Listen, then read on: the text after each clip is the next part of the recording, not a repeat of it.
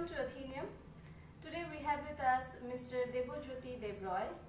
He is a well-known philanthropist of Karimganj, Assam, and today we would like to talk to him regarding all the issues that he has faced till date in his serving to humanity.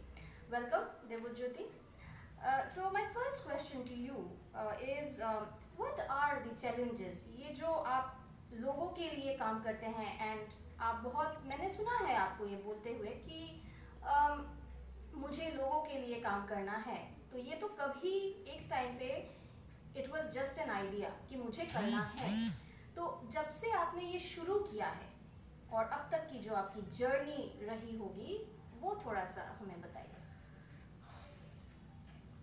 तो देखिए, challenges तो हर चीज़ में होता है। अभी आप कुछ भी कीजिए लाइफ में, कोई भी अब लाइक पहले से जब स्टडी करेंगे स्कूल में, तभी आपको वहाँ पर स्कूल में पढ़ना अच्छा नहीं लगेगा, ठीक है, वो भी एक चैलेंज है। तो अभी देखिए, मैं middle class family, lower middle class family से बिलोंग करता हूँ। तो सबसे कठिन जो मेरे लिए था वो है finance.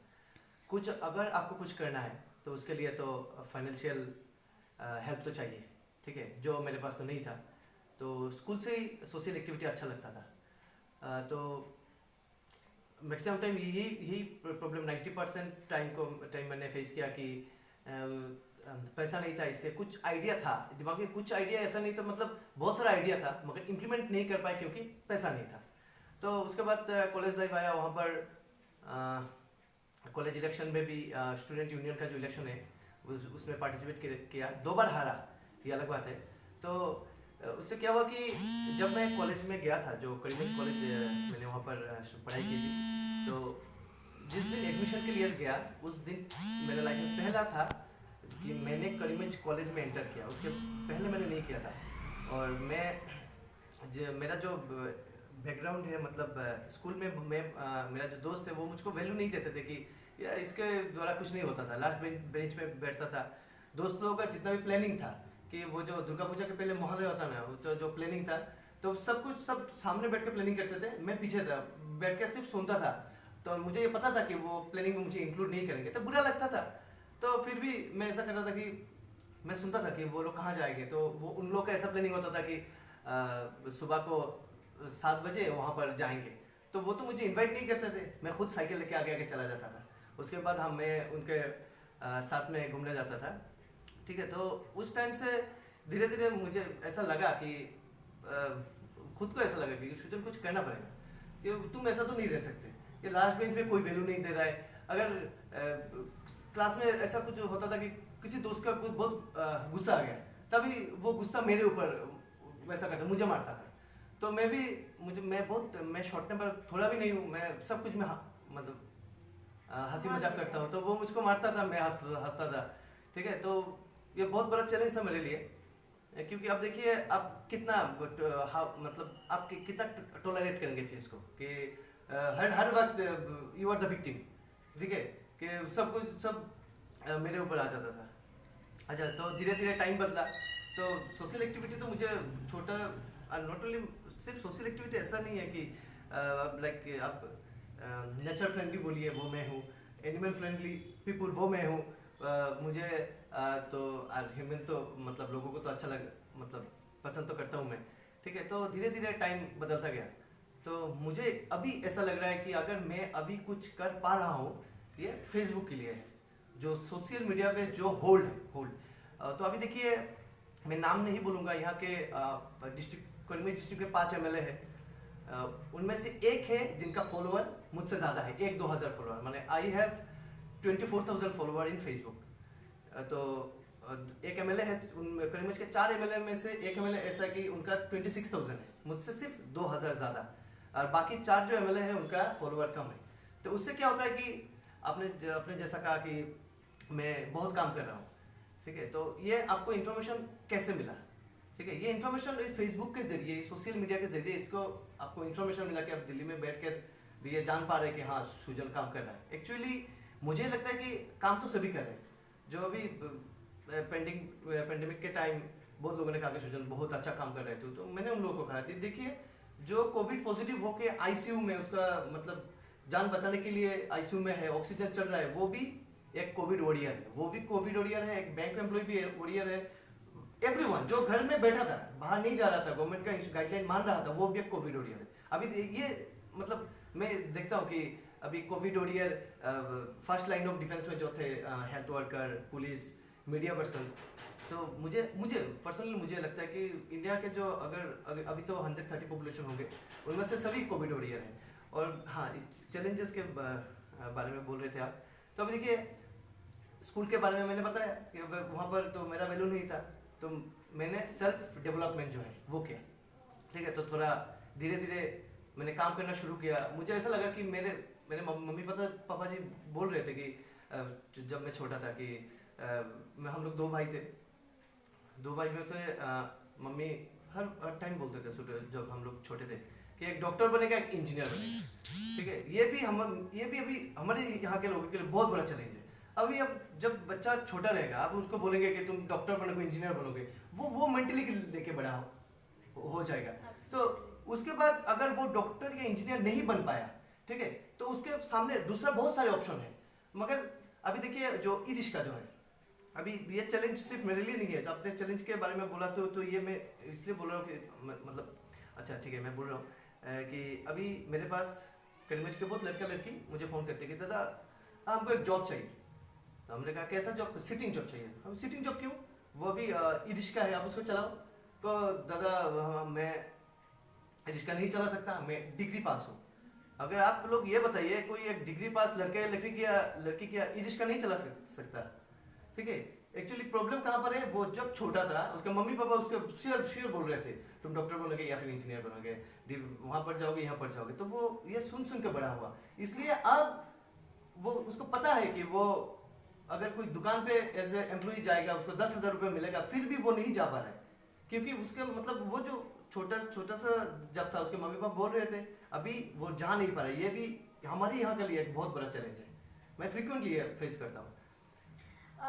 On that note, thank you so much. And on that note, actually, मेरे दिमाग में एक और सवाल था कि अभी जैसे आपने बोला कि लोगों को डिग्निटी ऑफ लेबर जिसको बोलते हैं वो नहीं है यहाँ पे, तो हमने सुना है आत्मनिर्भरता की बातें करते हुए, एंड ये कितना जस्टिफाइड है, क्योंकि आप तो बोल रहे हैं कि ठीक है वो डिग्री पास है, उसको क्यों सिटिंग जॉब चाहिए, वो नॉर्मली क्यों नहीं ई रिक्शा चला सकता और दूसरा कुछ हाँ, या फिर समथिंग एल्स। लेकिन हाउ इज दिस जस्टिफाइड, क्योंकि वो तो after being educated till a certain point, हर किसी के दिमाग में ये रहता है कि मैं एक जॉब करूँगा, आई विल अर्न समथिंग। तो ये जो एक चीज़ है कि एक मुझे जॉब चाहिए, a dignified job in the stereotypical sense, और ये जो आत्मनिर्भरता की हम बात करते हैं which talks about self sufficiency, कि खुद अपना ध्यान रखना, सेल्फ केयर एंड ऑल, ये दोनों में कोई क्लैश ऑफ इंटरेस्ट नहीं हो गया है? अभी देखिए मैडम, मैं हायर सेकेंडरी पास हूँ सिर्फ साइंस से, तो डिग्री कंप्लीट नहीं कर पाया। अब देखिए, तो अगर आपने जो साइंस के बारे में बताया, अगर ऐसा होता तो मेरा, आपको क्या लगता है, मतलब मैं अभी भी मंथली कितना कमाता हूँ पैसा? No, it is not about पैसा कमाना. What I'm saying is, जैसे लोगों को ये लगता होगा कि अच्छा मैंने डिग्री पास किया है तो मुझे स्कूल में एक जॉब करना है, एम्बिशंस के बारे में बात कर रही हूँ मैं। हो सकता है ऐसा होगा, who are we to really dictate, वो एक चीज़ होगी। दूसरी चीज़ मैं ये पता करने की कोशिश कर रही हूँ कि ये जो आत्मनिर्भरता की हम बात करते हैं, हमने सुना है बहुत many public figures have spoken about opening samosa stalls and all of that. How is that justified? क्योंकि मैं भी यहीं पे I started my career, मेरा पढ़ाई सब कुछ यहीं से हुआ है, and to be frank, देखो दो चीज़ें हैं, एक होता है ना कि खुद का विक्टिमाइजेशन कि अरे हमारे यहाँ पे जॉब नहीं है, दूसरा होता है कि या तो हम बाहर चले जाएं, जो यहाँ पे most of the youngsters are doing that, they go out in search of jobs, and तीसरा होता है whatever you have, you take that up as an opportunity. तो I have a very clear question. According to you, which is the best path? अब देखिए madam, recently UPSC का result out हुआ था, उसमें बहुत सारा जो अच्छे रिजल्ट लाए, उनमें से कुछ ऐसे थे कि उनके पिताजी प्लम्बर थे, तो कोई रिक्शा चला रहा था। Absolutely. तो एक कौन बनेगा करोड़पति में अमिताभ बच्चन के एक कविता जो है, लहरों से डर के नौका पार नहीं होती, कोशिश करने वालों की कभी हार नहीं होती। बात मैंने इसलिए बताया कि अगर आपका डेडिकेशन हो कि मुझे ये बनना है तो आप ज़रूर बनेंगे, ठीक है। तो अभी देखिए कि आपने 3 पॉइंट बताया। अभी मुझे देखिए, मैं हायर सेकेंडरी पास हूँ, फिर भी मैं 30 to 40,000 अभी कमा रहा हूँ, वो भी एडवर्टाइजमेंट, वेरियस अदर्स, ठीक है। और मुझे खुद पर इतना विश्वास, बहुत तरह विश्वास है कि जो आने वाले 2-3 सालों में ये 2-3 लाख पार हो जाएगा। मैं बहुत सारा बिजनेस करूंगा। अभी मेरे पास आइडिया जब है वो इम्प्लीमेंट करूंगा। अभी थोड़ा पैसे के लिए इम्प्लीमेंट नहीं कर पा रहा हूँ, इसलिए अभी वो पैसा तो अभी लिमिटेड आ रहा है, मगर अभी इतना सारा आइडिया है तो पैसा आ जाएगा, तो उसके बाद इतना कमाऊंगा। अभी जो यहाँ पे जो आपने जो बताया, हाँ सॉरी, कुछ भी तो नहीं, तो खाती को तो अच्छा ओके। तो हमारे जो पीएम है, उन्होंने एक बात बताया कि जॉब सीकर मत बनो, जॉब गिवर बनो। अभी ठीक है, यहाँ पर सबका अलग अलग एम होता है, कोई डॉक्टर बनना चाहता है, कोई इंजीनियर, कोई बाहर जाके काम करना पड़ता है, मतलब अच्छा लगता है। तो मुझे करीमगंज में अच्छा लगता है, ठीक है, तो इसलिए मैंने बाहर तो ट्राई भी नहीं किया, और इसलिए मैं यहाँ पर कुछ करना चाहता हूँ। अभी देखिए, गवर्नमेंट तो सभी को गवर्नमेंट जॉब तो नहीं दे सकता। अभी हमारे यहाँ का जो डिमांड है इंडिया में, जो सभी को गवर्नमेंट जॉब चाहिए, ये तो पॉसिबल नहीं है। अभी जो जॉब, जो मोदी ने जो कहा जॉब गिवर, तो हम लोगों को ये बनना पड़ेगा। अभी आप जो या मैं जॉब गिवर कैसे बन सकता हूँ? अभी देखिए, हमारे यहाँ पे जितने भी घर है टाउन में, सबके घर में बहुत सारा जगह है पीछे, तो वो ऐसा मतलब उसमें कुछ नहीं होता है, जस्ट वैसे ही पड़े रहता है। तो अभी देखिए, मिजोरम में वहाँ पर मशरूम का डिमांड बहुत ज़्यादा है। अभी यहाँ पर सभी के घर में जगह है, मगर वो लोग कुछ नहीं कर रहे हैं। अगर वो मशरूम का जो कल्टीवेशन अगर करते हैं, तो उनको महीने में 20 से 30 हज़ार रुपये वो अर्न कर सकते हैं, ठीक है। फिर भी यहाँ पर ऐसा नहीं हो रहा है। अभी गवर्नमेंट देखिए, गवर्नमेंट का क्या गलती है, देखिए वो कुछ स्कीम है, उसके अंदर करीमगंज का बहुत सारा लड़का लड़की 50,000 रुपीज़ उनको मिला। तो गवर्नमेंट ने क्या बोला कि जो डिग्री पास है और जिनको जॉब नहीं है, आप 50,000 लो, ठीक है, लो के कुछ करो, ये नॉन रिफंडेबल है, वो रिफंड नहीं करना पड़ेगा। तो अगर मैं ऐसा होता कि मैं डिग्री पास होता और मुझे गवर्नमेंट ऑफर देता कि तुम 50,000 ले लो, कुछ ट्राई करो, नॉन रिफंडेबल, तो मैं क्यों नहीं लेता?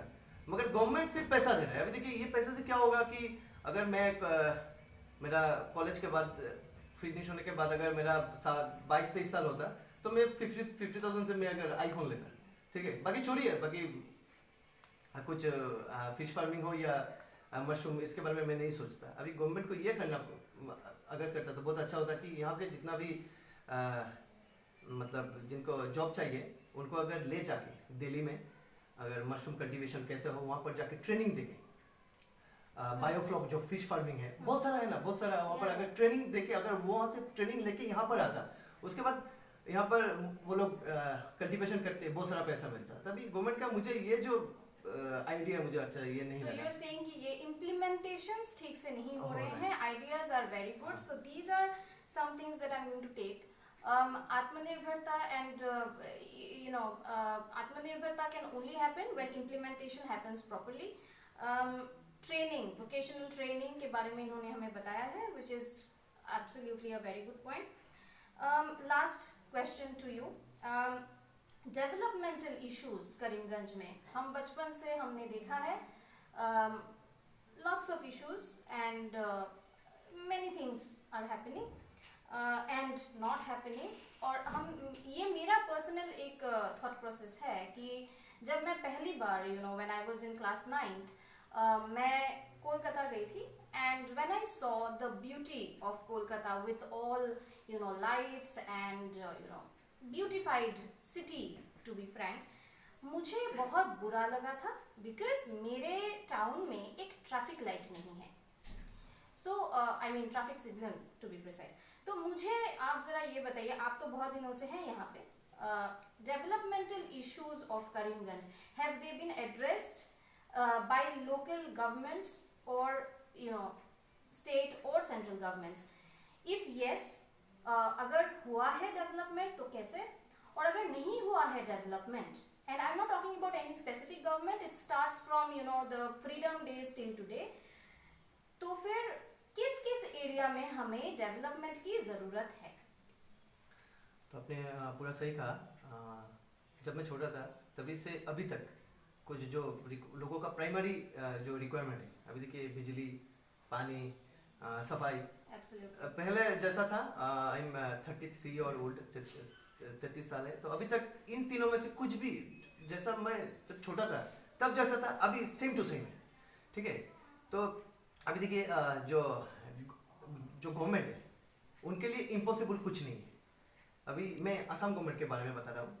देखिए हमारे यहाँ पर 133 kV जो इलेक्ट्रिसिटी का जो प्रॉब्लम है, यहाँ पर जो लोड शेडिंग जो होता है 2 3 4 5 6 घंटा, जो उसको सॉल्व करने के लिए हमारे यहाँ पर 133 kV सब स्टेशन का प्रोजेक्ट चल रहा था, मतलब ऑनगोइंग प्रोजेक्ट था। तो ये प्रोजेक्ट क्या हुआ कि ये लॉकडाउन के आई मीन सितंबर अक्टूबर में, ये दुर्गा पूजा के पहले ये खत्म होने का डेडलाइन था। तो लॉकडाउन हो गया, इसके लिए प्रोजेक्ट खत्म नहीं हो पाया। तो जब यहाँ पर थोड़ा मूवमेंट चल रहा था कि ये खत्म क्यों नहीं हुआ, तो यहाँ के जो इंजीनियर है उन्होंने बताया कि लॉकडाउन था, आदमी नहीं थे, ऐसा ऐसा, इसलिए हम कंप्लीट नहीं कर पाए।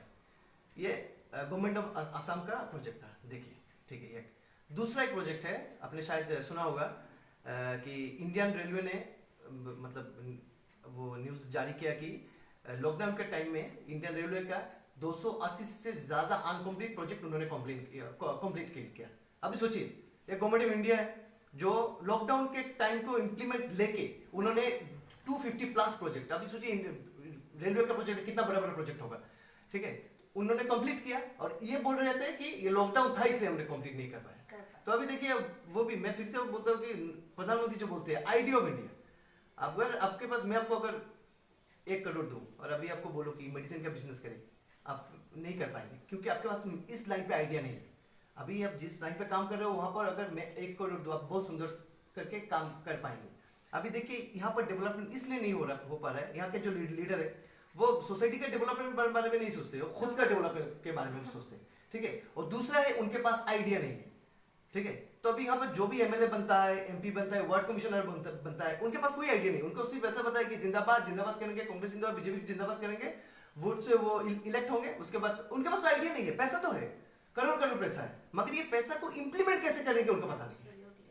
ठीक है, अभी देखिए कन्वेंस टाउन में जो अभी म्यूनिसिपलिटी एरिया के अंदर जो सबसे बड़ा प्रॉब्लम है वो है गार्बेज क्लियरेंस।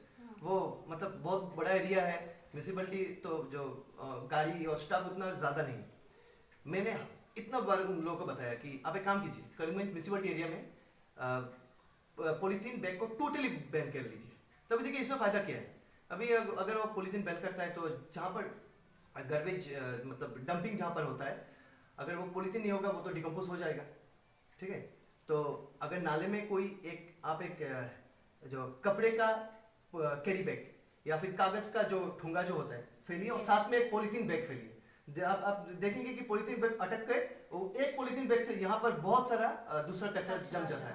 अगर कागज या कपड़े का होगा तो वो पार्ट ऑफ चला जाएगा, मगर इन्होंने नहीं किया। इन्होंने ऐसा सोचा कि अभी कंटिन्यू करता हूँ, अगर आपके घर के सामने इतना मिट्टी रात को वहाँ पर रख दीजिए, कोई आपको नहीं बोलेगा। यहाँ पे जो एक्स वार्ड कमिश्नर है वो क्यों नहीं बोलेगा, वो बोलेगा कि अगर आपको ये बात बता दे कि आपके घर के सामने मिट्टी है, आप हटाओ, तो आप हो सकता है कि कमिंग जो म्यूनिसिपल इलेक्शन आप उसको वोट ना दे।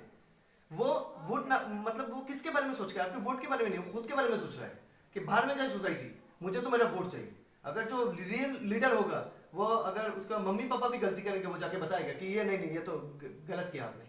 तो अभी एक तो यहाँ के जो लीडर है उनके पास आइडिया नहीं है। अगर आइडिया नहीं है, वो सिर्फ खुद के बारे में सोचते हैं, सोसाइटी के बारे में नहीं सोचते, इसके लिए करीमगंज का ऐसा हालत है। अगर करीमगंज को ऐसा बहुत अच्छा लीडर, एक लीडर विद आइडिया ऐसा चाहिए, इसके कारण करीमगंज का हाल ऐसा है। Okay, so there are 4 points that has taken my attention. Number 1, disparity amongst the implementation of ideas by the central government and the local governments in Karimganj. Secondly, he spoke about how the pandemic period could have been the space for big projects, realization of big projects. Thirdly, what I could understand from what he said is that people do not really have a civic sense. They throw polythene papers in drains. That is the third point. And fourthly, he says that Karimganj needs a leader in the truest sense, and talks about vote politics, vote bank politics to be precise. Now, even though I said that this was the last question, but दो questions मेरे दिमाग में आ गए हैं, तो I'm going to ask you. Number one, pandemic के time पे आपको क्या क्या दिक्कतें हुई, और या फिर आपने किस तरह से उन दिक्कतों को अपॉर्चुनिटी में बदली, ठीक है, that is number one. Number two, Karimganj के लोगों के ऊपर आपका क्या कमेंट है? So these are the two things. अब देखिए ये तो first let us talk about the pandemic period में जो आपका अपॉर्चुनिटी या फिर ये देखिए ये पेंडेमिक तो मेरे लाइफ में इससे पहले तो नहीं आया. मैंने तो महामारी जो है बुक्स में पढ़ा था, तो सडनली तो सुना कि वो लॉकडाउन हो रहा है, कोई घर से निकल नहीं सकता. तो तभी मेरे मन में आइडिया, वो जो आइडिया ऑफ इंडिया जो है मन में आइडिया है. तो सब तो नहीं निकल सकते, घर से नहीं निकल सकते.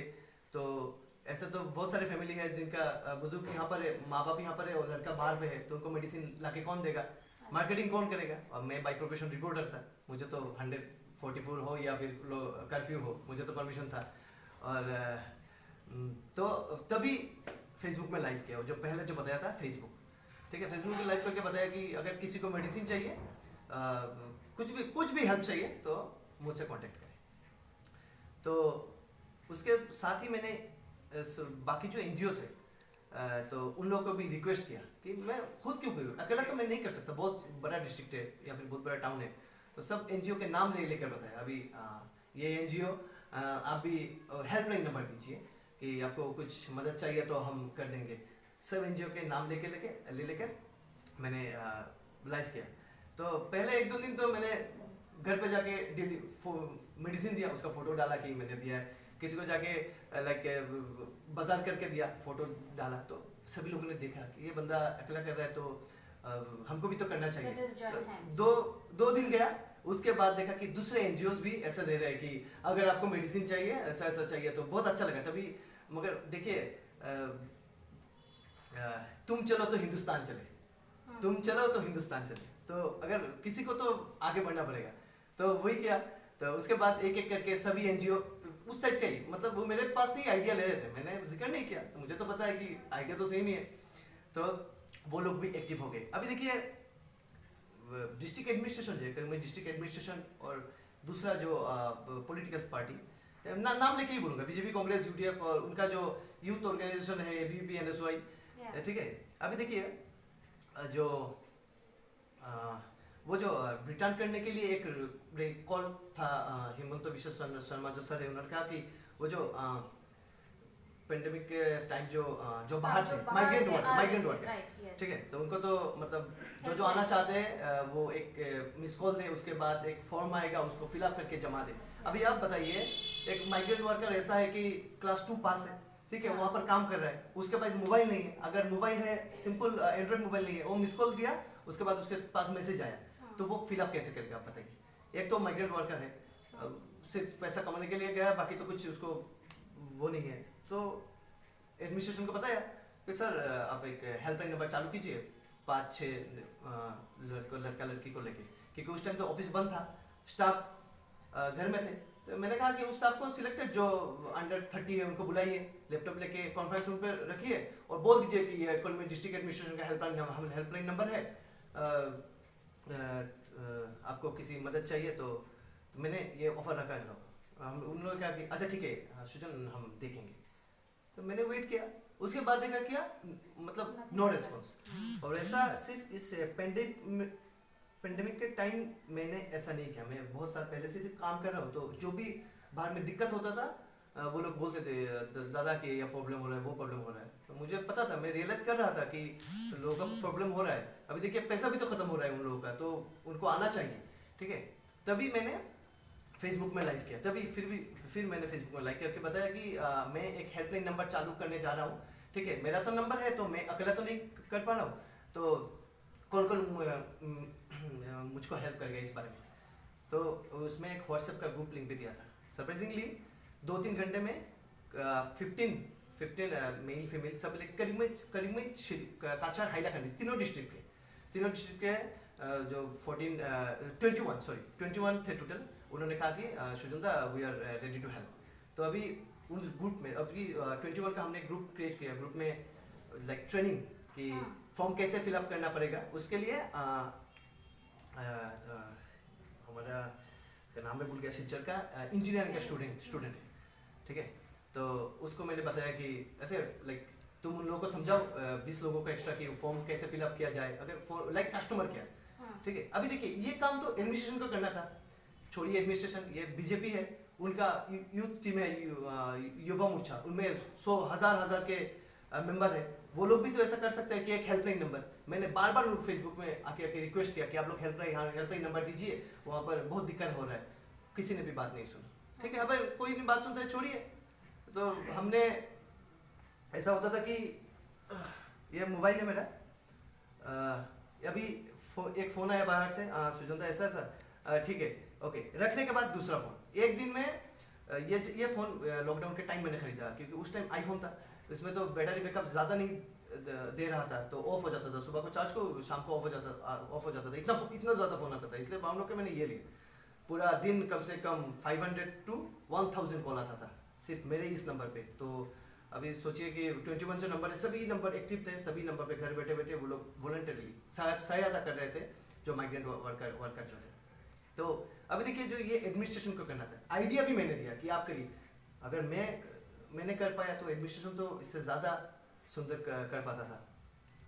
डेड बॉडी ऐसा हो कि 20 दिन से वहाँ पर है, तो वो तो पूरा डिकम्पोज हो जाता है। तो पहले प्रॉब्लम होता था बॉडी के सामने जाने में, थोड़ा आंसू भी निकल जाता था। तो पिछले 6 साल से तो इसी लाइन पे हूँ, तो इमोशन थोड़ा कम है। तो एक यहाँ पर हुआ कि कोविड बॉडी जब उन्होंने फैमिली के लोग गए उनको मतलब सत्कार करने, तो अभी देखिए जो लड़का था उसका पिताजी का देहांत हो गया था कोविड के लिए। तो उसके तो जो सत्कार जो है उसको पता नहीं था, तो हाफ डन करके वो लोग रात को आ गए थे। सुबह जो आसपास के लोग हैं उन्होंने देखा कि हाफ बॉडी वहाँ पर पड़ा हुआ है। तो एज ए मीडिया पर्सन सभी लोगों ने मुझे फ़ोन किया, मैं वहाँ पर गया, जाके देखा कि हाँ उसका बॉडी ऊपर का जो पार्ट है वो गिरा हुआ है। तो तभी मेरे पास 2 ऑप्शन था। एक तो मैं डिस्ट्रिक्ट एडमिनिस्ट्रेशन को ऐसे बताऊँ कि आपने ठीक नहीं किया, ये किया वो किया, ठीक है। दूसरा ऑप्शन ये था कि अभी पेंडेमिक का टाइम गवर्नमेंट के साथ खड़ा हूँ, डिस्ट्रिक्ट एडमिनिस्ट्रेशन के साथ। हमने फ़ोन किया जो DPM है NRHM का, जैसा ऐसा बॉडी है, अगर आप परमिशन दे तो हम चला देंगे। जितना टाइम वहाँ पर बॉडी रहेगा, एक तो देखने में बुरा लग रहा है, मीडिया भी आ रहे हैं, ये बॉडी है, एक दूसरे को सवाल कर रहे थे कि आपने क्यों नहीं किया, ये बोल रहे थे आपने क्यों नहीं किया, क्योंकि बीच में कोई नहीं आ रहा था कि हम करेंगे, हम करेंगे। तो मीडिया आ रहे थे, बाइट ले रहे थे, ये उनको बोल रहे थे, यहाँ हंगामा चल रहा था कि आप वो कीजिए, ये कीजिए, वो कीजिए।